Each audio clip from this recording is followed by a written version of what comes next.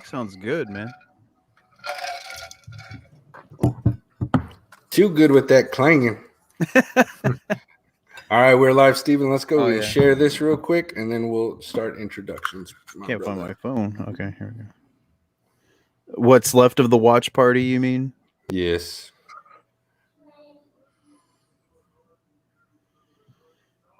Screen Addicts is now live. Let's see. Share. All right. Good to go. Good? All right, I'm going to do the countdown, and then we're good to go.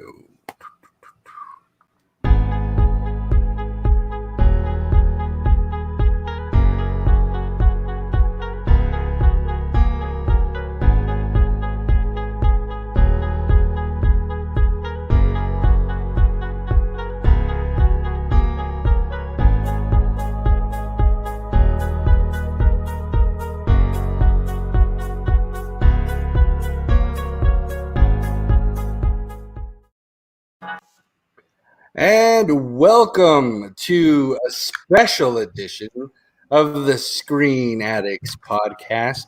As always, I am one of your hosts, Chris. I can't believe I just messed this up. Viegas. I am just Steve League Sosa. And I'm Jeremy the Movie Man. Damn it, Chris. Jeremy, I know. Jeremy has the Old Faithful. I don't have an Old Faithful to drop back on. Well, you know, I thought for sure Chris will have a Justice League-esque nickname this week, but I guess not. I failed. Can we start over? Yeah, start over. Start over, yeah. But guys, I want to real quickly introduce. We have a special guest tonight. He has been a long time friend of the show. We met this dude back in 2017, and ever since then, it has been a podcast friendship like no other. And we're so excited to have him on. So excited. It's been a long time coming, and it actually has worked out perfectly. That this is the show that he is on. So everybody help me welcome Andre. What's up, everybody? Yeah, hello. I'm so happy to be here, man. And yes, this is the perfect episode. I could not have asked for a better introductory episode as a guest on the Screen Addicts podcast. So thanks, man. It's great. Oh, no, it's a pleasure to have you on, and I want to let our listeners and our watchers know right now, and I kind of told you this right before we started recording. The crazy thing is 3 years ago to the date, I was on the Backseat Directors, which is Andre's podcast. We didn't know this was the date, and I didn't know until today. That this was like a 3-year anniversary for me being on the show. So there's other worldly things at play, obviously. So it's the Snyderverse. Dude, it is the Snyderverse. The DC Snyderverse has brought us together, man. It has. Brought the fan base together too, from what it looks like. Heck yeah. But tonight, guys, like I said, this is a special edition of the Screen Addicts. We are foregoing our usual format, and we're going to be talking exclusively about the Justice League, Zack Snyder's cut of the Justice League. One of the biggest reasons we brought Andre on is because he was one of the forefront fans. You know, you seen this man on Twitter. Almost every tweet had the hashtag release the Snyder cut. And it's fans like that were able to bring this movie to our eyes. And man, what a treat. And we'll get into it. But first and foremost, Andre, before we get really started, go ahead and let our listeners know, man, your show, what's going on with you and stuff like that. Yeah, so Andre, and I'm the founder of the Backseat Directors podcast. We launched in March of 2017, so we are coming up on our 4-year anniversary right now.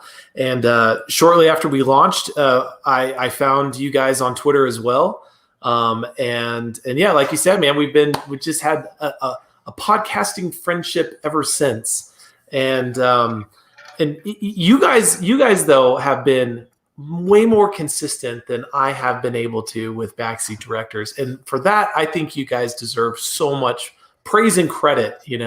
Like you guys have been doing this since 2016, and I just admire your dedication to the Screen Addicts podcast. So I love your guys' show. The fact that you guys have been friends since high school, or maybe even longer, I know at least since high school, that is what creates the uniqueness and the enjoyment of your shows, because you guys have so much history and you have this shared passion in movies. And so, but anyway, yeah. So Backseat Directors, we're a movie podcast. It's evolved over the years.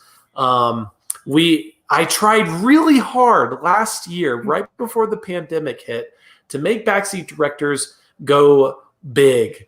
And this is 2020. It's been a rough year for Backseat Directors, as it has for a lot of people. But anyway, and at the beginning of 2020, I quit my job. I freaking quit my job, and I put together a team of writers. I launched a website. We're gonna do written content. We're gonna have a YouTube. We're gonna have a podcast, and we're just gonna go all in. Well, that was like a month before the pandemic hit. And then the pandemic hits and the industry shuts down and the movie theater shut down. And I had struck a deal with a local movie theater company here in Utah, and we were recording shows at the theater. And so it was just kind of like a weekly movie show, and we had done 5 episodes, and that was when the pandemic hit. And so yeah, Backseat Directors kind of took a dive. I kind of lost a lot of my drive and passion for it, but I've been keeping it going just, on live support right now. And we just launched our latest episode today, which was the review for the movie we're going to be talking about today. But I hope to at least have half the consistency that you guys have. But yeah, that's me. That's Backseat Directors. Awesome, man. I appreciate the words. Definitely, like I've said before, it's a labor of love. But being able to talk to my friends on a constant basis, like we do, that just makes it a whole lot much more fun. And I think you're right. That's what takes it to another level for us, being consistent. Because it's not like a job, not like I'm clocking in with these coworkers. I'm actually just talking to my friends like we always do. And, Steven has more knowledge than all me and Jeremy put together. So, I mean, he's our core. He's our center. So, I mean, it's true, but what can you do? No, this is to speak on that though, Chris, it's a good point that this is something that brings us together, much like it's bringing us together tonight. And I think we're gravely underestimating how close we are to you and how bizarre it is that we haven't done a single episode on our show. I know Chris was on yours, and he was showing us today that the 3-year anniversary. I was like, wow, that was crazy that was 3 years ago. But I also want to speak on your credentials, Andre. Like, not only do we want you to be on this episode with us, not just because of your passion for the restoration of Justice League, but just for the DC, the DCU altogether. Because I mean, I love hearing you talk about movies all the way back to Man of Steel, because you've got it since then. Like, you've understood the tone, the style, the work, and just ever since Man of Steel, all the tweets you've made, all the comments you've been posting, I'm like, yes, this guy gets it. And so for this to like culminate with this Zack Snyder cut, it's just like you said, I mean, the stars aligned. It's pretty great. I think we're all a little starstruck too, aren't we, Chris? A little bit. Like, man, like I said, we've chatted, and I've actually been on the show with Andre. But that was all audio. This is the first visual type of thing, and man, you are one pretty man there. Andre, I'm gonna say. Great, now I'm not the best looking one on the show. Thanks for You're demoted to the Chandler of the group now. I'll Steven. take it. Hey, anything that I can do to attract more attention to the Screen Addicts podcast, I am here for you guys. I'm here. We'll take it. Be careful what you wish for. You know? Yeah, absolutely. All right, so let's go ahead and jump into this review. I want to say before we get started, obviously there's going to be a lot of spoilers because we're going to talk as deep into this movie as we can within our hour that we like to keep this show. So if you haven't watched it yet, go ahead and hit pause because it's going on in the background. So you might see some stuff you don't want to see. So hit pause. If you're listening to audio, you're good. Hit pause too. And then come back and listen to this after you're done with your 4-hour beautiful journey of this movie. So, all right, there's your spoiler warning. Let's get into it. What I want to ask each and every one of y'all first, and we can take a turn one at a time. Your first initial thoughts when the movie ends. As soon as the credits hit, the credit starts to roll, I want to know exactly what you thought on the first watch. I think has most of us seen it more than once? Twice. Oh, twice. Three. Twice. Wow. Twice. See, this is why Andre's on the show. So, okay, Jeremy, we'll go ahead and start with you, my man. It was better than the first one. That's obvious. Mm-hmm. I mean, damn, the first hour and a half, yeah, sure. It's a movie we've already seen. And then the rest of it happens. And it's all good. It's a critical expertise. Yes, Jeremy. That's a high rating, by the way. I mean, It's for Jeremy to say good and anything DC, I mean, we just need to leave it at that. And there you go. just Yeah, I mean, I've listened to your show enough to know Jeremy isn't the biggest fan of Zack Snyder movies, and obviously, I mean, the DC movies have been struggling for years. But yeah. All right. Well, thanks for that in-depth review there, Jeremy. I appreciate that. I like Zack Snyder's movies more than his DC movies. Yeah. That's All why right. you're counting down to Army of the Dead, huh? Yes. Yeah. I figured. Dude, that movie's gonna be off the chain. It's It gonna be looks pretty awesome.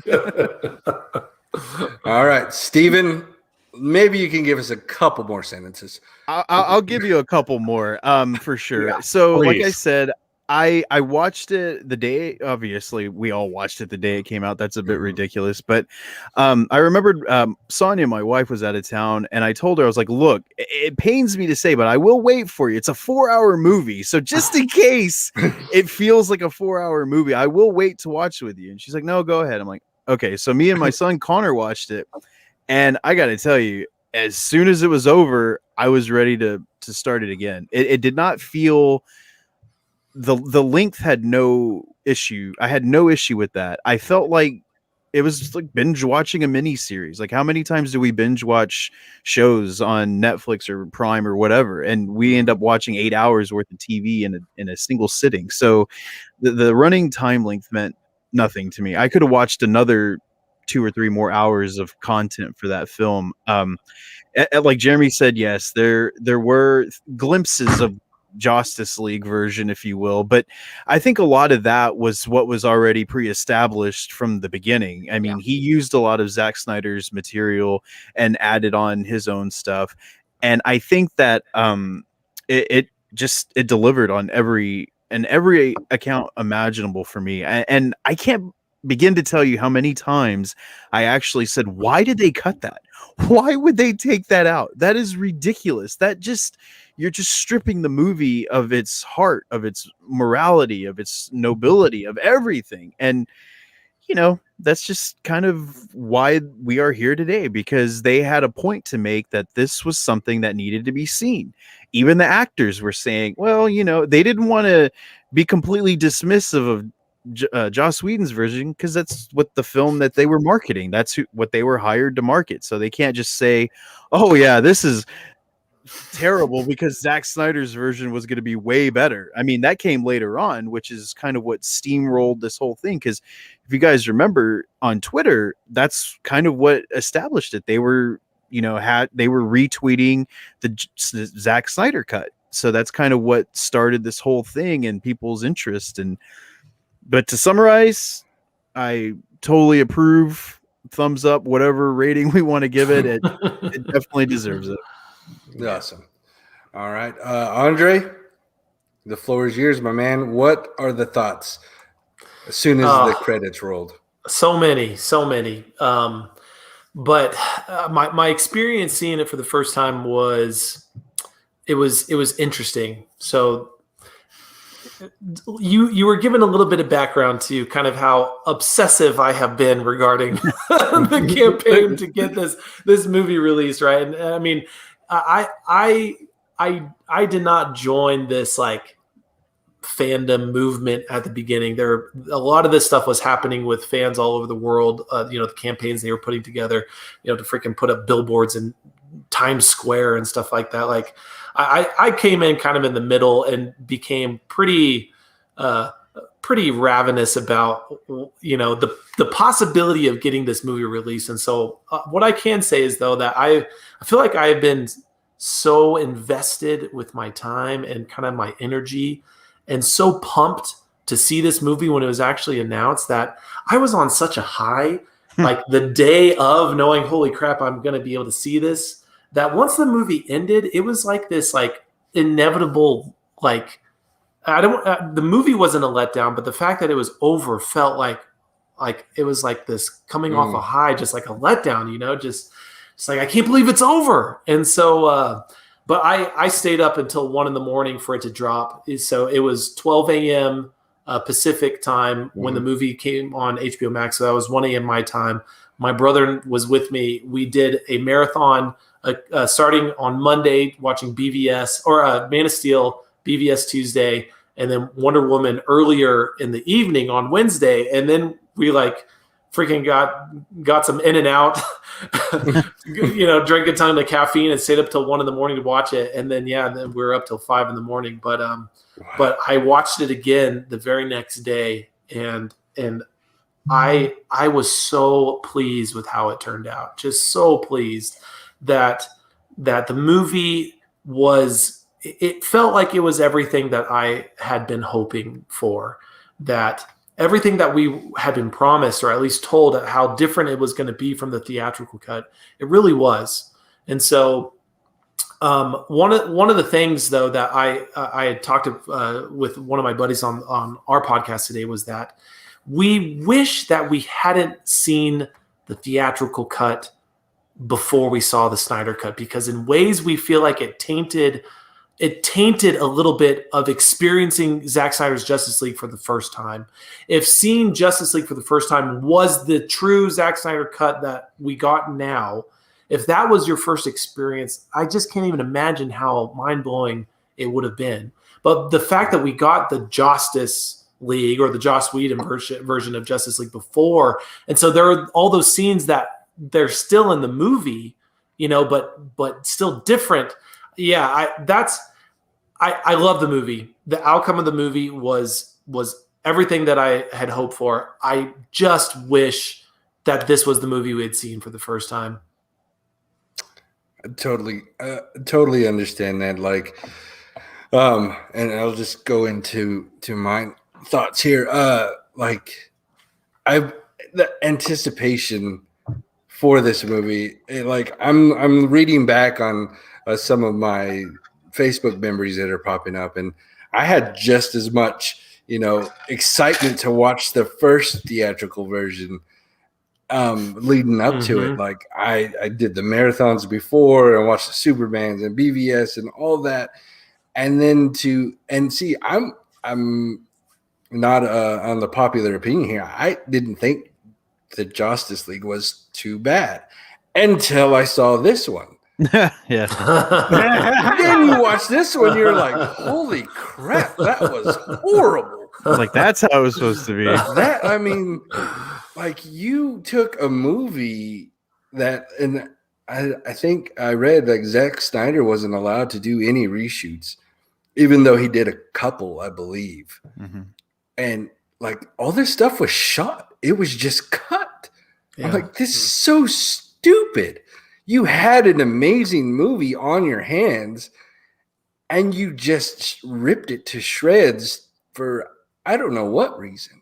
I think a lot of that, Chris, was because, and kind of what Ray Fisher was bringing to light about Joss Whedon, like the guy wasn't really too compatible with the cast and crew. And I think a lot of that, when he was brought in, he was bringing himself into this, not to necessarily finish a movie like, you know, Spielberg did with Kubrick's AI, but he was coming in here to say, hey, I'm going to put my stamp on this. Even though some of this stuff I may like, I'm not going to use it. I want to put my content in to have more of my type of style to the movie. Because if you remember, like a lot of the humor is gone from that version. It kind of there was humor in this version, but they kept it a little bit more toned down, you know, and I think that was the problem too, is that he was trying to take ownership of a project that never really belonged to him. And not to cut you off, but that's what I was kind of alluding that to. You know, yeah, I totally understand. Like, and this will lead into my next question for everybody. Like, some of my favorite parts in the movie are not even necessarily one of my favorite characters. Like Batman is, you know, me and Steven have been Batman fanatics for a while, but some of my favorite parts in this movie were the Flash and Cyborg's parts, and the way that you highlighted them, or the way that Zack Snyder highlighted them, and everybody seemed to get their time to shine. You know, and we obviously had Wonder Woman's movie. And everybody knows Batman's story. Hell, it's been told time and time again. But these new characters that you don't really know, and this is why people were getting pissed, because, you know, they didn't set it up like Marvel. You didn't have a Cyborg movie. You didn't have a Flash movie before the big come together. When you watch Zack Snyder's cut, to me, you don't really need it.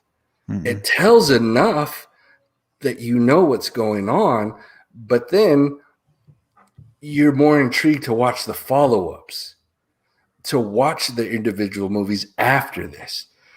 And I think that's kind of what he was going for, and everybody's getting pissed because you're not following the Marvel that Marvel formula. Yeah. And I mean, Zack Snyder just flipped the script. We're going to do this big one first, and we're going to tease you with these amazing characters and give them a little bit of backstory, and then we're going to hit you with their main movies. Yeah. What a lot of people don't realize is that there was a studio mandate back in 2017 after Zack Snyder finished all filming for the movie. So all the footage that he wanted to, and I think he said in multiple interviews that he has over 5 hours worth of footage that he shot himself before he left the movie. But one of the things that he was butting heads with the studio on is that before he left the movie, there was a studio mandate to make the movie 2 hours. And at the time, like, how are you supposed to make a team up movie when we've never seen Aquaman, Flash, or Cyborg ever in any other movie be 2 hours? I mean, BVS, the theatrical cut, was 2.5. The extended edition is 3 hours. And now you want a Justice League movie with even more people at 2 hours. So it was the fact that they asked it to be 2 hours. It still doesn't make any sense on why they wanted to do that. But yeah, I mean, the Snyder cut completely redeems the story arcs of all those characters. I think Cyborg is the one for me that stands out the most because of how well you get to know him and his relationship with his dad, and that montage toward the end of the movie where he takes the recorder and he actually fixes it and he listens to what his dad says. I mean, None of that was in the theatrical cut. Mhm. And that's some of the best stuff in the movie. Right. Yep. Mhm. Absolutely. Although I've been watching a lot of Scandal, and his dad really pisses me off in that show. So I'm like trying to switch my mind to like, you're not an evil person in this movie. So, but yeah, You know, something funny about Silas Stone is he's played by Joe Morton, and I will forever love Joe Morton because he was the lieutenant in Speed. And as you know, Speed's like one of my all-time favorite movies. So I'm like, anytime Joe Morton's working, I'm good with it. And anytime I that. see Joe Morton, I think Terminator 2. Terminator 2, right? Yeah. Miles Dyson, the creator of the Terminator. So this is probably an extension of his character from that. An alternate universe. Yeah, exactly. In one universe, he's creating Terminators, and this other one, he sacrifices himself for the sake of heating up the mother box, which was such a great scene because I think that scene was in the original version, but it just didn't have as much dramatic weight to it because of, like you said, there wasn't enough of that buildup between those two characters. So the dad actually doesn't die in the theatrical cut. Okay, I couldn't remember that. Yeah, he lives, and at the end of the movie, it has this weird, just quick scene with him and Cyborg, where Cyborg's chest turns into the iconic C from the comics, and they're like all smiling and like, oh, look, we did it. That's such a Whedon thing, man. Like you can tell. Yeah, that's crazy. All right, Jeremy, a couple of your favorite parts. Move on to Steven. Let me think some more. I did have a question for you, Jeremy. Yeah. What did you think of all of the incorporated blood and violence in this version? I mean, damn, it was what it was. But come on, like Steppenwolf slicing people in half, man. People getting thrown against the wall and blood splattering. It wasn't a grotesque R rating. It was the softest you can't ever R make rating. him happy. It was the softest R rating you could ever imagine. Jeremy is of the opinion that R-rated movies have to. They barely broke the fuck barrier, and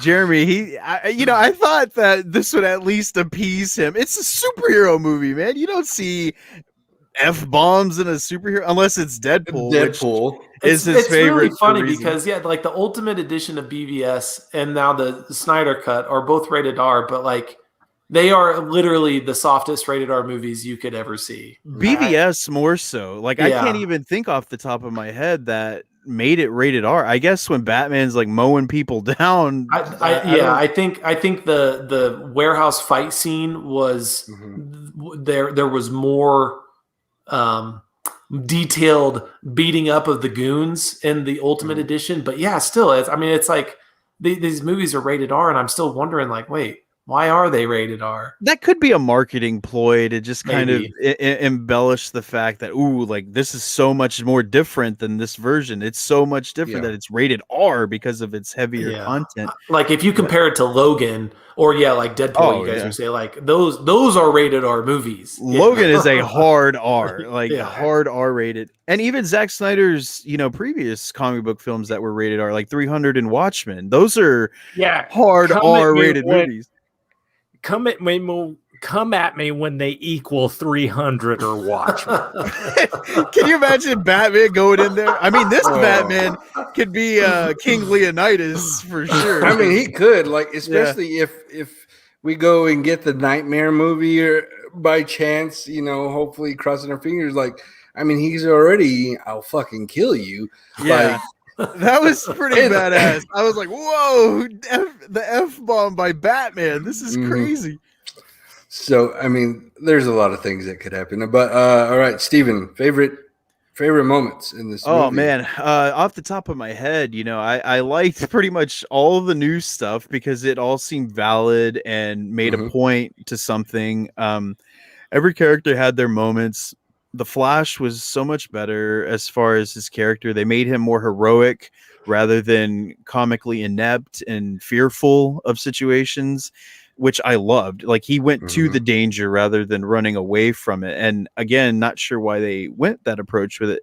Him literally running out of his shoes was one of the best visual representations of that character that I can even possibly imagine. And the tech Mhm. behind his suit, you know, because people were talking about his suit in the previous version. They're like, why does it look so mechanical? Why does it look so, you know, unspandex like? And I love how Bruce Wayne basically points out and says, oh, this is thermonuclear preventative, so this is what astronauts use to burn, you know, to prevent burning up in the ships, because he grows so fast that he needs something to contain his combustion. I thought that Mhm. stuff was brilliant. Again, those moments where I'm like, why would they leave that out? That explains exactly why his suit looks the way that it does. But, you know, that's neither here nor there. One of my favorite parts right off the bat was, I'm a huge Superman fan. I've loved Superman, and it seems so easy to say Superman, you know, because it's like me saying I love Steven Spielberg. It seems like such a generic, you know, easy choice. And, you Mhm. know, but I can't help it. I've always loved Superman. I loved him as a kid. And reading Superman Reborn, when he comes back to life after his death from Doomsday, the comics do it in a little bit more of a dramatic flair, but the fact that you got to see Black Suit Superman was just such an important thing for any fan of the movie, and I don't think they really understand the gravity of it.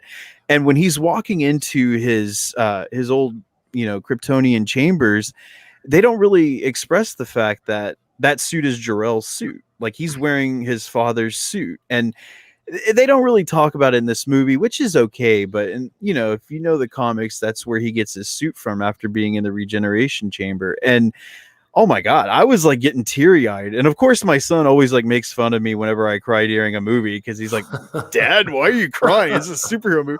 I'm like, "Son, I've read this comic ever since I was like 13 years old, man. This is Mhm. something I never anticipated I would ever see on the big screen." And Marvel's good about that. Marvel was really good about delivering on things that you never anticipated you would see. Like Captain America, take this back 10 years. I never thought I'd see a Captain America movie. And here we are again with a black suit Superman. And so I'm just so excited by that. And again, I loved Henry Cavill as Superman. He's so good at that role. And when Steppenwolf is going to slice down on Cyborg and it hits Superman like a badass, he's like not impressed. You know, that was just amazing. And he freezes his hammer and just basically pummels the guy. I love that. And I mean, of he cour- 300 kicks him. He did. He did. He did. It was so good. And I loved that stuff. And, you know, the things with Aquaman, I think Aquaman had the least amount restored. And same with Wonder Woman. There wasn't a lot, except for her opening sequence. Her fight sequence was sped up a lot, and it looks so much better. Oh, And her man. talking to the little girl, like, "What's wrong, princess? Like, what? You could be whatever you want to be." Like, such a great, totally empowerment for that character. But yeah, let's cut that shit out too. You know, I it was just baffling. And of course, I think, you know, before we go on, like the Joker, Jared Leto's Joker finally gets on screen, Redemption.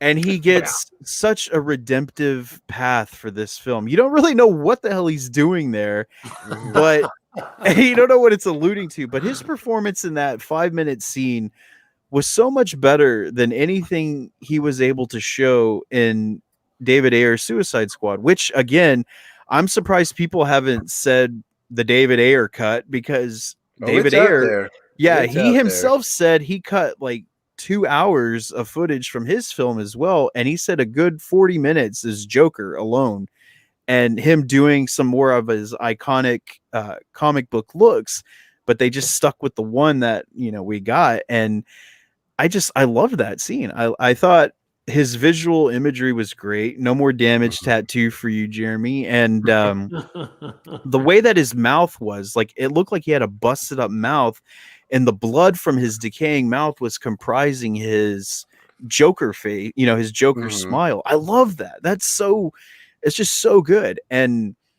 I don't know. I'm not gonna take up more time, but yeah, I love that. I love that. Well, I wanted to go just mention something that you said about the Black Suit Superman.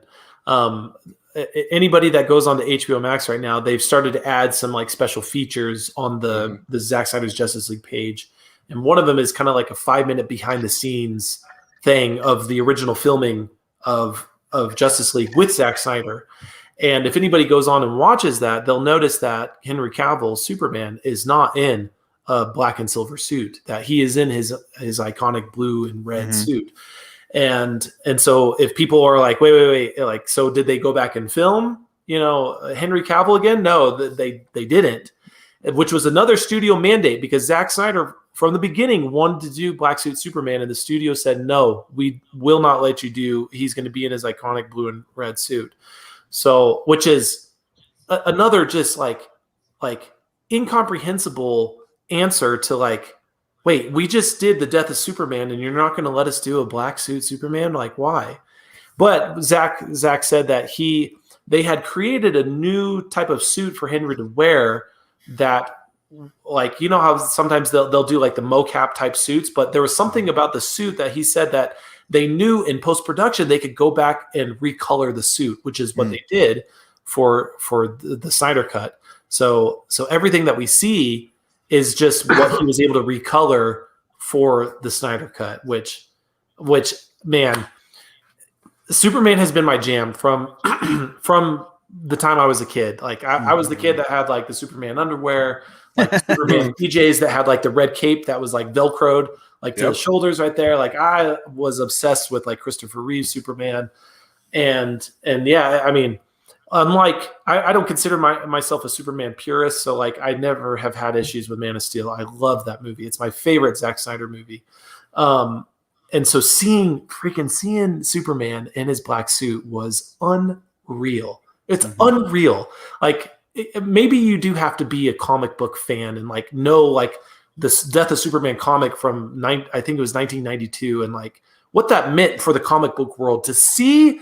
I mean, to see him in his black suit, it was the equivalent of seeing Captain America hold Thor's hammer in Endgame. I was just about to say, I mean, like that's where it's such an iconic moment. Like it's massive for the DC universe. So that right there is one of my favorite things from the movie. And yeah, we got to see it in the teasers and stuff, but we knew it was coming. I mean, I think he always said that, it's going to be Black Suit Superman, but man, just seeing it in action was phenomenal. It was so cool. So I'm going to cry again.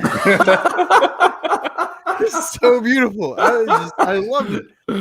I was thinking about what you were saying about how, Warner Brothers keeps advocating for all these changes to be made to the film.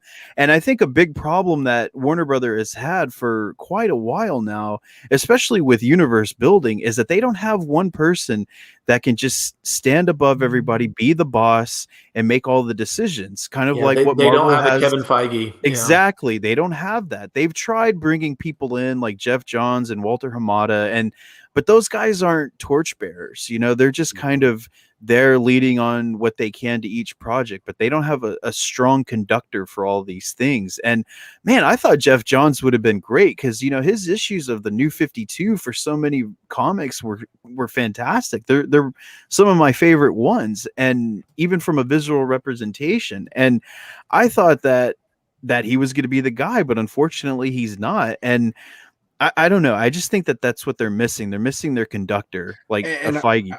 I think me and you, Andre, talked about it a little bit on Twitter when they brought on Walter Hamada. I think when that first announcement came off, I think me and you were a little excited. We're like, okay, maybe he's going to right this ship and do some good things, and then bam, sunk it, man. Yeah. I mean, when Walter Hamada was announced that he was going to step into the role, I think he's the president of like DC Entertainment, and then and also new blood with Ann Sarnoff, who is the CEO of Warner Media Studios. It was a hopeful moment because these are new people that hopefully would see what the fans have been asking for years, and what we have always seen, and that yes, maybe the first couple movies of Zack Snyder's DC movies weren't well accepted by critics. But if everybody could look at, like, in hindsight and know what it was building to with Justice League, the rewatchability of Man of Steel and BVS now are so much better for the casual viewer, knowing that it leads to Justice League. Like, yes. And I just think Warner Brothers has been so short-sighted and so reactionary to one bad movie, and I don't think BVS is a bad movie, but the critics obviously did not like it. But I mean, we're not making movies for critics anyway. Like, I mean, imagine if Marvel, when the first Thor movie was released and it barely cracked $300 million, and they're like, oh my gosh, this is terrible. We need to course correct. We need to change everything. Like, out with Kevin Feige, bring someone else in. Like that sounds like insanity because of what they've been able to do. Even though there've been small hiccups along the way for Marvel, they never gave up like their vision. They had the vision of what they wanted, and they've stuck to it. And Warner Brothers has been the complete opposite, and it's led to a complete mess of DC films for the last 5 years. Well, they're financially motivated, which is the wrong way to be. If you give fan base something exactly what they want, not only will you appease them, but you can bring in new viewers, which accounts for that billion-dollar box office that they so desperately crave. And it's just weird because I've never seen a studio just kind of outright not give fans what they want. It's a pretty bizarre scenario that they have over there, but I don't know. And a big part, we have AT&T to thank for pushing this Zack Snyder cut, because they're listening and they're like, dude, what are you doing? Let's make this happen. And so hopefully AT&T will have a lot more say and listen to what fans are wanting. And Steven, your part is about to come up. I know, man. I was just about to say, Chris, the Flash scene with the wieners is coming up. that meme you posted where Barry's looking at the hot dog wieners over Iris was hilarious, man. Because I was like, why is that there? Why is he putting that in his pocket? I mean, it all comes to a point for something. And then you got this asshole who just drops a burger and creates this massive graphic. I don't know. It's a good thing that movie's 4 hours, because we could have easily done a live commentary of it. Oh, man, gosh, that's a long way to go.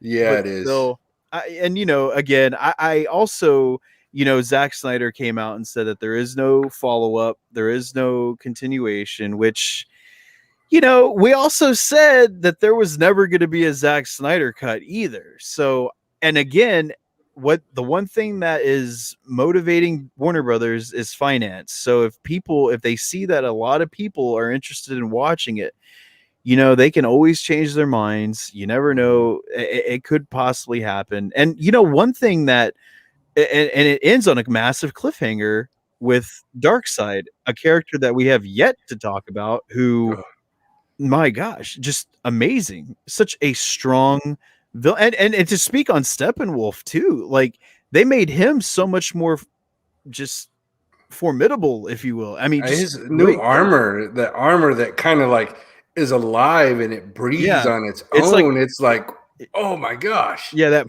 purple organic armor was great. And he actually looked like he had motivations. He was doing everything he was doing. And of course, when you take Darkseid out of the movie completely, you take out half of his stuff too, because he's talking to Desaad and he's trying to win his way back into Apocalypse, basically. And you just miss all of that. So you just see him as just, a big, scary bad guy, and they're going to fight him. But here you actually understand what he's doing and why he's doing it. Much like Jor-El in Man of Steel, I loved how they handled that character. Like, his motivations are, and he even says that in his line. He's like, I was born to serve Krypton. I was born to ensure the sanctity and preservation of our planet, and I will do everything to do that.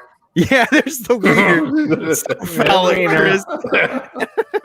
But yeah, and so much like that, they gave so much brevity to Steppenwolf and his motivations. And then, of course, you see Darkseid, and he's just a big hoss, and he looks amazing. And, you know, Superman's punching Steppenwolf around. I don't think people really understand that Darkseid, that dude he's a tough guy. I mean, he kill Thor really easy. I mean, he can put a boot to Thanos like really easily. Yeah. And my gosh, I just was hoping for some kind of interaction between him and Superman, because Superman wouldn't be able to knock him around like he was Steppenwolf, and that's just how it goes. But I don't know. Hopefully something will come of that, because that was pretty good. We'll see. We just need more Andres out in the world to keep pushing. Yeah. And, you know, the Screen Addicts needs to start on this push too, and I'll get better at Twitter. And Jeremy's already like Twitter famous, so maybe Jeremy needs to get on that too. Yeah, so. Restore the Snyder cut, Jeremy. You've got to save us all, man. Yes, kind of like the Flash running in Flashpoint to save everyone. That's what you can do on Twitter.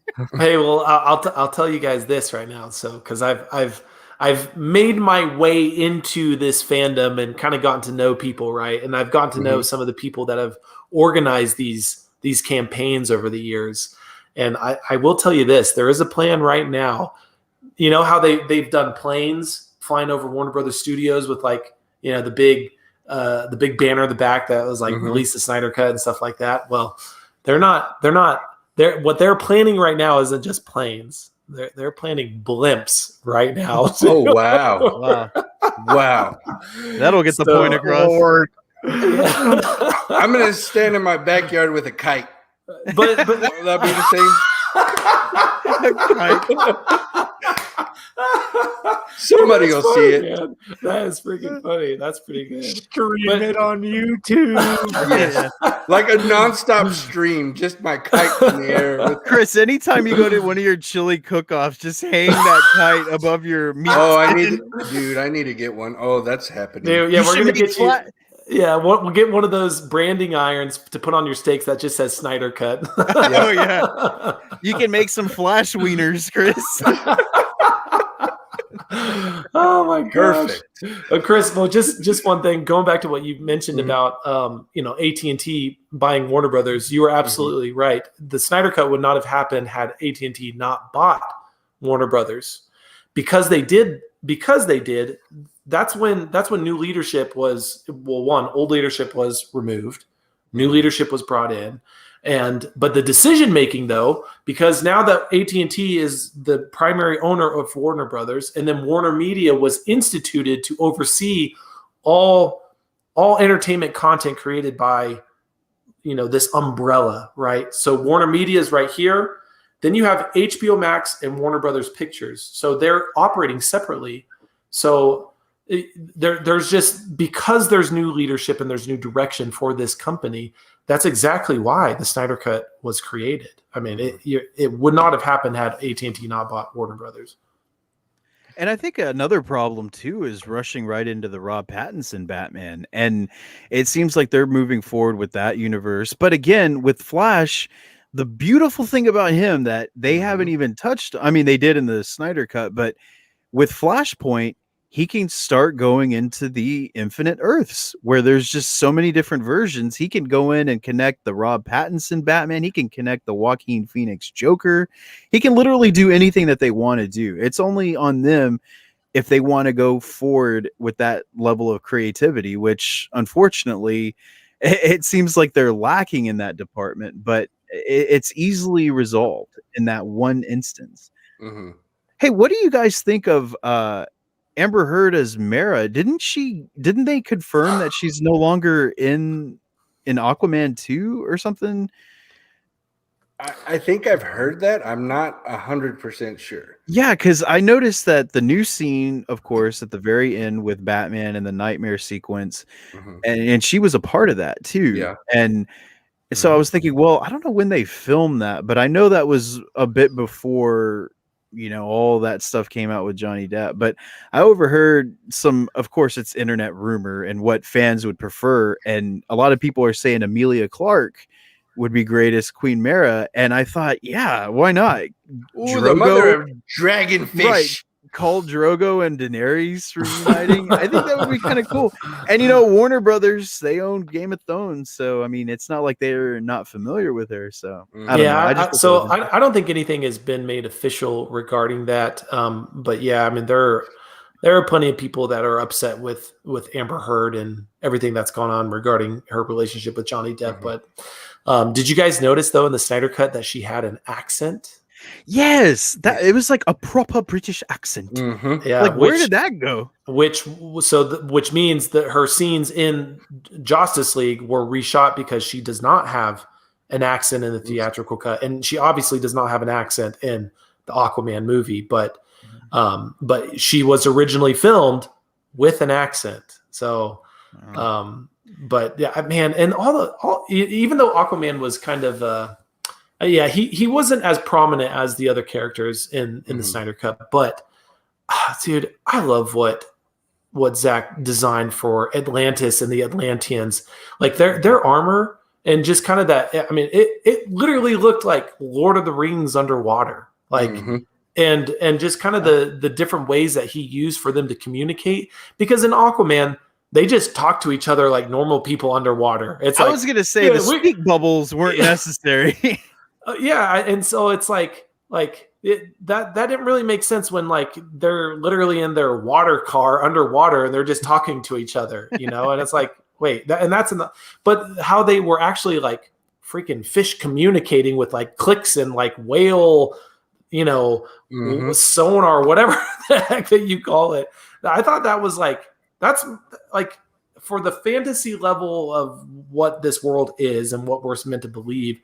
That's more believable than just people talking underwater, because that's physically impossible. Like people can't talk underwater and hear. I mean, anyway, but yeah, I thought the design of Atlantis and the Atlanteans and the armor, that was cool. That was really cool. Willem Dafoe with that hair was a bit off-putting. I mean, he's an off-putting guy already. Yeah. My God. You didn't like that those long flowing locks? Yeah. He looked like that.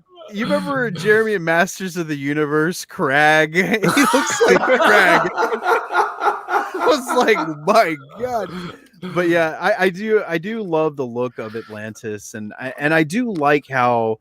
And I know they made a comment about it in the original, but people were pissed that his trident had 5 prongs rather than the traditional 3, and he wasn't wearing his, bright orange and green attire. But see, that's what they were building to. And again, poor Zack Snyder, he knew that. He wasn't going to take that away from James Wan when they were going to do it in Aquaman. Because that scene in Aquaman, when he comes out with, the King's trident, in his armor, that was one of the best scenes in the whole movie, because that's who he is now. And I do like Momoa as Aquaman. It was one of those things that I was definitely wrong about initially. I was like, well, really? That seems kind of weird. He doesn't.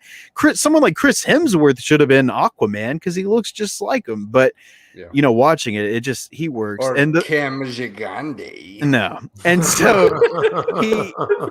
Andre, do you know who Cam Gigande is? No, I don't. Thank you, Chris. Come on, let it go.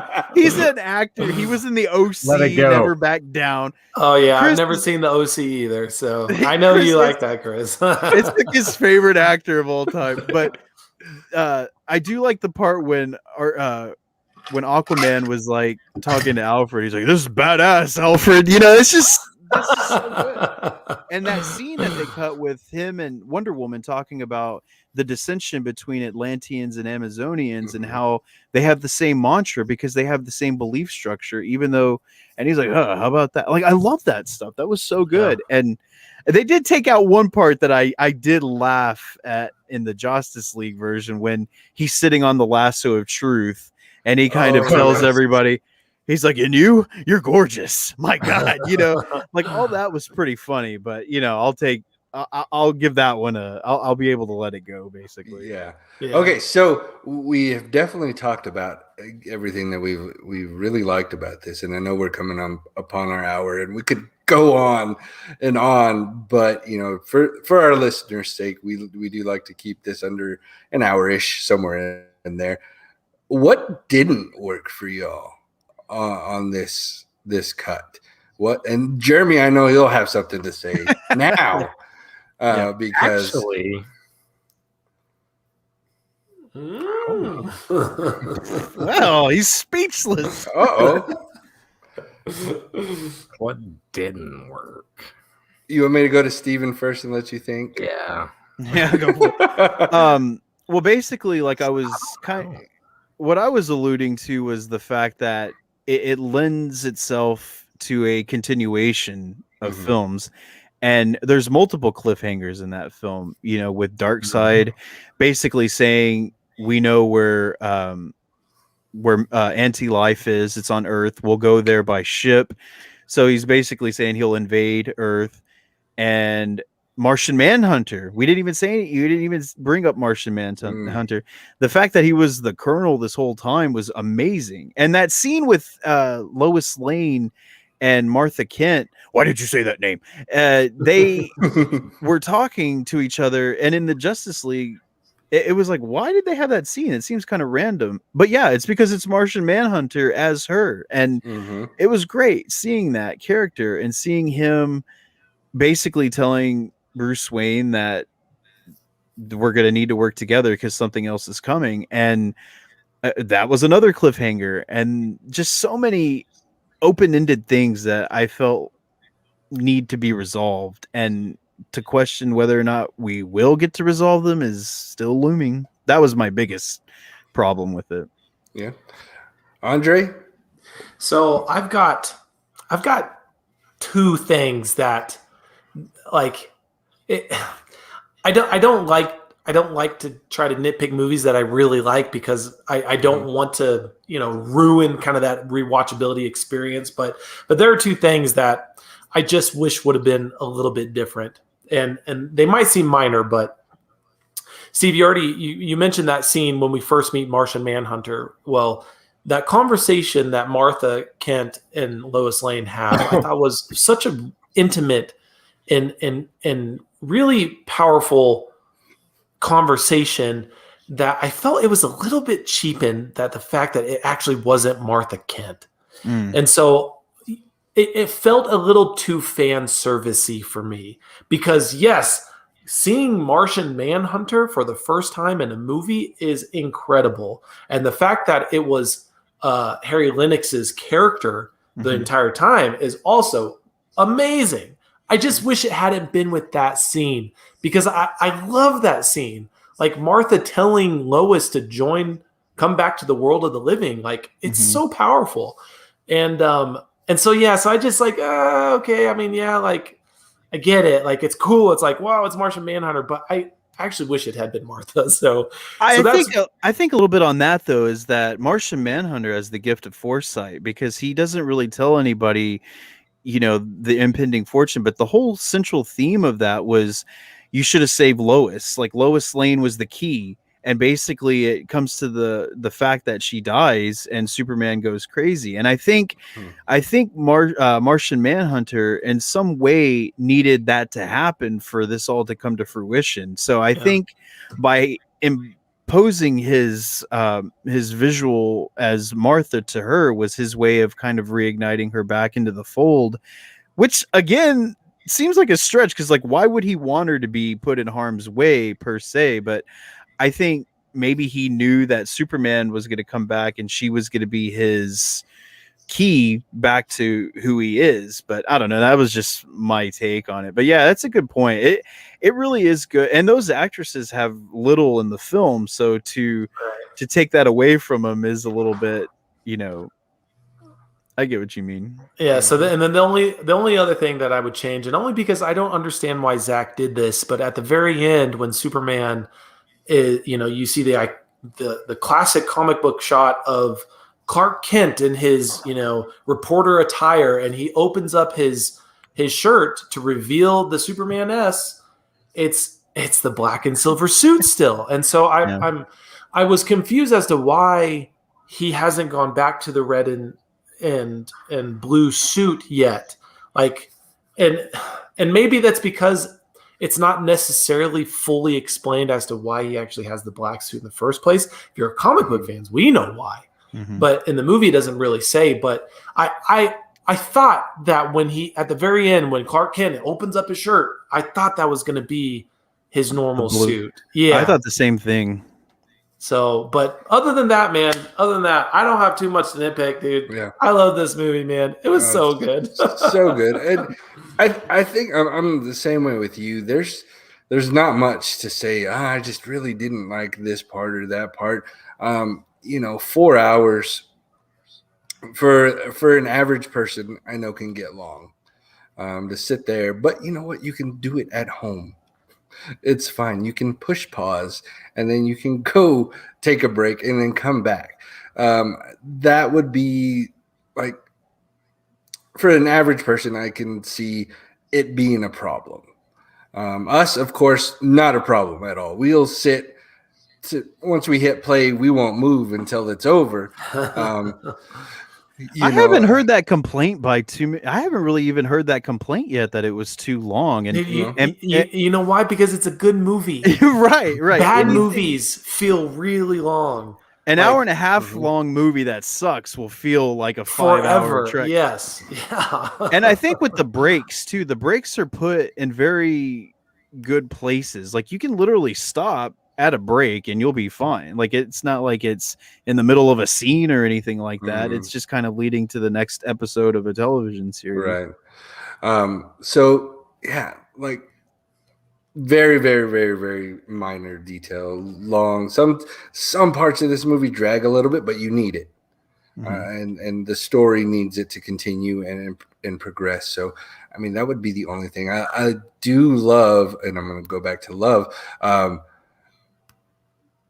Is some of the music that was changed into this. The whole thing. Yes, the entire score. Yeah, Junkie XL rewrote the whole thing. And I know Joss's cut, the Wonder Woman theme song was very dominant, and it hits right as she starts her little bomb scene at the beginning. But the way it led up to that main, just like boom of her theme song in this one, it was so perfect. Chris, and I did it a lot? So go ahead. It just made me think of something. The score. My son Connor, I was so proud. I almost cried again because of him. the scene where Superman is fighting Steppenwolf at the end. And they incorporated Flight, one of my favorite musical compositions from Man of Steel, when he's learning how to fly. That whole incorporating Flight in with the new score, it was beautiful. And Connor was like, "Hey, they're playing Flight," and I just said, "Oh my gosh, my son! I am so proud of you right now." Yes, you're right, because we were listening to the soundtrack too, and it's got a lot of techno sounding beats to it, which seems applicable because Cyborg is very technological character, and I like that integration. But yeah, to have Flight play, that's a Zimmer score, but I'm sure he gave him his blessing. Yeah, I mean, because Junkie XL or Tom Hulkenberg, he co-composed the BVS score with Zimmer, so they already collaborated on BVS together, and and Junkie XL doing this one, I thought he paid great respect to what Zimmer had done before in movies like Man of Steel. Because what we got in the theatrical cut, which was scored by Danny Elfman, is he didn't use any of Zimmer's stuff. Not for Batman or for Superman.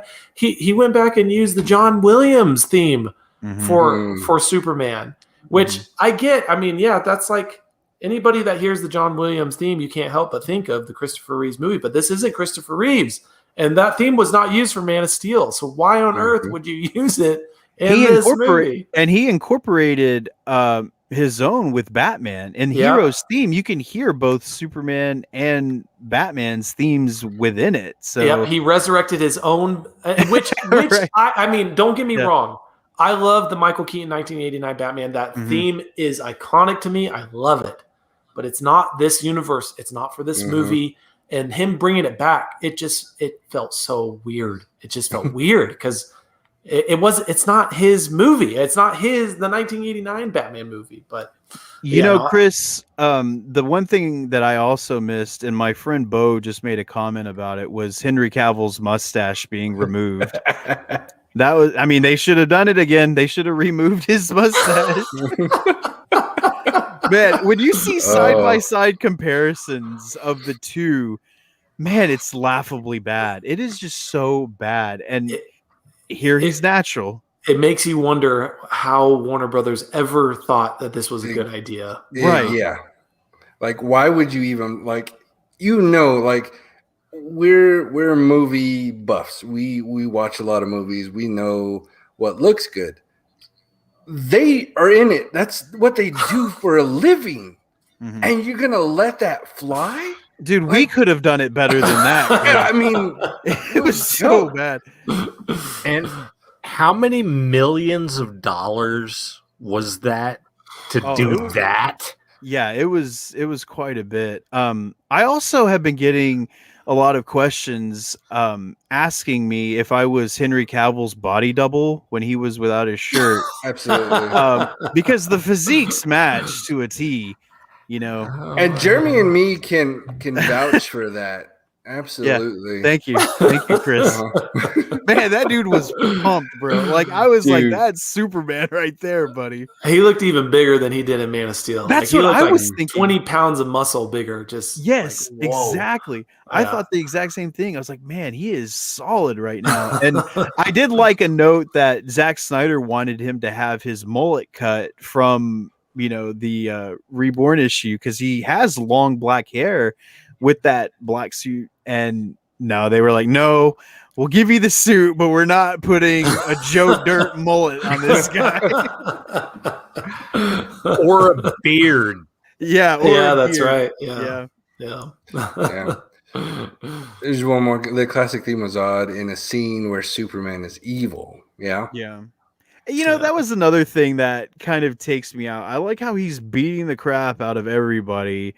And then Lois Lane is his trigger of memory. And I always thought, I was hoping that they were going to fix that too, because it seemed kind of easy that she would be the one to just say, oh, Clark, it's me. Oh, right. I'm sorry, Batman. I didn't mean to almost kill you with my laser vision. But I get it. They need that kind of romanticism between the two characters. So. Mm-hmm. Well, what was interesting, and someone pointed this out to me on Twitter, but the Batman and Superman roles were reversed, because in BVS it was Lois rushing to Superman's side to tell Batman don't, but now it was Lois rushing to Batman's side telling Superman don't. Right. So yeah. It was just kind of a flip flop. Yeah. All right. Well, we have come to our hour, and like I said before, we could keep going.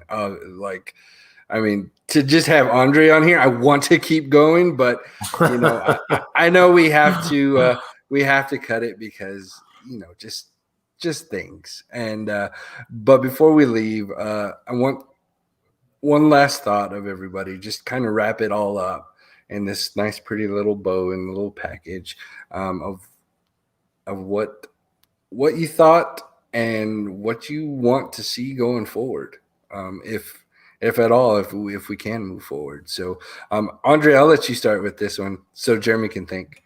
Sweet. Sounds good. I love the movie. If anyone is hesitant on watching this movie because of how long it is, don't. The quality of the movie it's outstanding. It's one of the best superhero movies I've ever seen. And I think it's one of the best superhero movies ever made. It's incredibly, I think we underestimate the challenge of putting together a team of superheroes that are as iconic as the DC comic book characters, and to create a movie like this. It's such an insurmountable challenge, but I think Zack Snyder succeeded really well in doing this. And so, yeah, it's a 4-hour movie. It's indulgent. There are a lot of slow motion scenes, but I just love it, man. You're just like soaking it in. It's like, if someone said, hey, guess what? There's a 4-hour cut of Infinity War or Endgame. Like, those movies were 3 hours each. It's like, why wouldn't you want that? Of course, like, give me more, So don't let the time kind of intimidate you. And like you guys already mentioned, the way that it's chaptered in the movie, I think it does really well to kind of pace yourself as you go. But yes, I want to see more. I absolutely want to see more. I think seeing more is probably more impossible of a task than actually getting the Snyder Cut release, which seemed pretty impossible a couple years ago. But what I would just like to see is, because I think Warner Brothers has done they've done Zack Snyder wrong, and they've done the fans very wrong as well. I would like them to let Zack finish the Justice League movies, so there would be 2 more. I'd like to see a solo Batman movie from Ben Affleck, which we were supposed to get, which that in-credit scene on the boat with Lex Luthor and Deathstroke was setting up. That was setting up the Ben Affleck solo Batman movie, because it was good. The main villain was going to be Deathstroke against Batman. I want to see that movie, and I want to see the Ayer cut, because there is a David Ayer cut of Suicide Squad. He's already said that there is. And if they just do that, wash your hands clean. You don't have to continue it. You could do whatever you want with Robert Pattinson, whatever, the Blue Beetle movie that you're going to do, Black Superman. I don't care. But just do these. It would be 3 new movies plus the Ayer cut. And that's it. That's all I want to see. And then you could say you're done with Zack Snyder and you don't have to cater to any other fan demands. But if Warner Brothers doesn't do it, they can expect the same type of fan outcry for the next however many years, because I'm telling you, they're not going away. Absolutely. All right, Steven. Okay. Absolutely love the film. This movie was made for fans, and it was made out of a labor of love, if you will, because there's nothing financially to gain from this except for maybe new subscribers and people that would sign up for the service. But Warner Brothers putting this out there was great, because this is the version that we were robbed of 4 years ago, and it's the version that we should have seen. And I'm just happy that we were able to see it, because it proves a point. It proves that DC is more than fully capable of telling great dramatic stories, and to encapsulate all that together in this one film was a success, in my opinion. And yeah, I want to see more of it. And the fact that, yeah, like right there, Ryan Choi, he's the Atom, and they didn't even say anything about that. And that's something else that I feel like they were going to be alluding to, is like, oh, well, we're going to show you the Atom now. And like Andre was saying, there's so many other characters that they can slot in there, if you will, in a Snyderverse and do this all over again. And I don't know if it'll happen, but I just, fingers crossed. Hopefully Alfred can put something together for us. Absolutely. All right, Jeremy. All right. I loved the new score. It was wonderful. And that if they go anywhere with it, I like the one theory I heard. If Warner Brothers is going to continue this Snyderverse thing, they should dump a few $1 million or give Snyder a few $1 million every year or two, go on to HBO Max and do like an individual character to continue this storyline. I'll take it. Absolutely. All right. There's nothing I can really say that these guys haven't already said. The movie's wonderful, and watch it multiple times, please. If you haven't subscribed to HBO Max, do it just for this. It's worth it. It's definitely worth it. And, the more money that they can earn, the more likely, they're going to be like, oh, okay, this is actually going to work. Let's see if we can keep going. So yes, please do it. If you have enough money, buy a blimp. It's gonna happen. I'll message you guys when it does. They should do it like a bat signal, just like shoot it up there. That'd be amazing. That's awesome. And one thing, if by any chance ever, Zack Snyder, you ever hear this and you get to this point, please, my friend, my brother, please shoot the damn movie in a right format. Oh, man, I can't believe we didn't talk about that. Yeah, the 4:3. After a while, I got used to it. But yes, initially, it's like, wow, that's pretty bold. I'm just glad it's in color at this point. Hey, but we're about to get a black and white version too. So Yeah, I mean, I'll watch that too. yeah, but yeah, no 4:3, please. How big's that TV? 65. Seeing it on that big of a TV, it doesn't seem like that would be a big deal. Yeah, I know. On my little 32-inch TV, it was a big deal. Don't watch it on your tablet, whatever you do. Yeah. Anyways, guys, thank you so much. Thank you, Andre, man. It has been such a pleasure and an honor to have you on the show finally. And what better way for you to be on the show than to review this movie with us. Thank you so much. Again, real fast, let our listeners know where they can find Backseat Directors, where they can find you social media-wise, all that jazz. No, you guys are awesome. I honestly, man, I'm honored. This was such a pleasure to come on your guys' podcast and talk Zack Snyder's Justice League. It actually happened, and I got to do it with you guys. So thank you. But yeah, you can find we've got a website, backseatdirectors.com. You can find us on Facebook, Instagram, or Twitter. Just type in Backseat Directors, and you'll find us as well. Awesome. And I have to say, I've read a bunch of the reviews that you and your team.